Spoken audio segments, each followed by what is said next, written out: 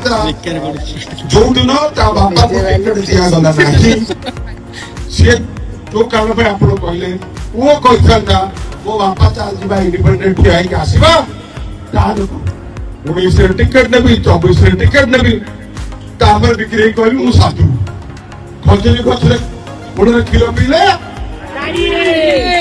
ମୁଁ ଏଇଥିପାଇଁ କହୁନଥିଲି ଦଳରେ ଥିଲେ ମୋ ପାଇଁ ଯଦି କାହାର ଭୋଟ ମିଳୁଛି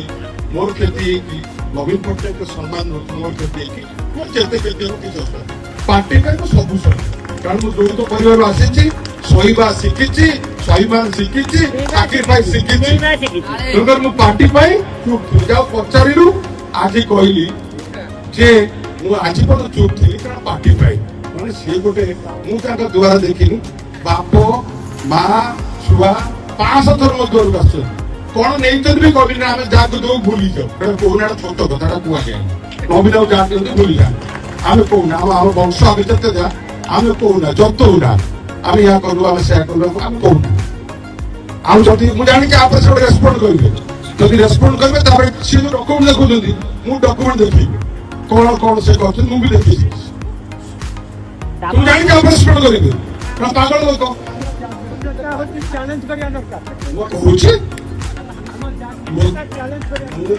ବିଜେପି ଚାଲିଛି କରୁଛି ମୁଁ କଣ ମୋ ଦଳକୁ ଚାଲିଛି କରୁଛି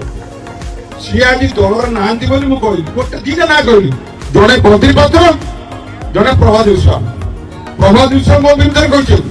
କଣ୍ଟିନ୍ୟୁସ୍ କହିଛନ୍ତି ବଦ୍ରି ପତ୍ର ବି ତାଙ୍କର ମୁଁ ତାକୁ ଅପତ୍ୟ ସ୍ନେହ ପୁଅ ଭଳିଆ ମତେ ସ୍ନେହ କରିଛନ୍ତି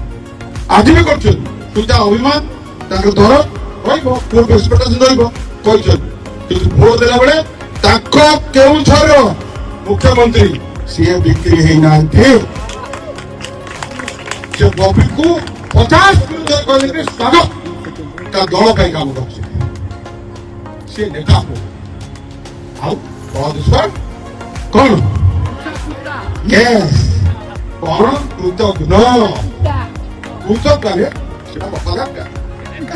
କୃତଜ୍ଞ 4ରେ ତାକୁ ପାର୍ଟି ଇଣ୍ଡିପେଣ୍ଡେଣ୍ଟ ଜିତେଇଲା 9ରେ ଜିତେଇଲା 14ରେ ଜିତେଇଲା 19ରେ ତା ପୁଅକୁ ଦେଲା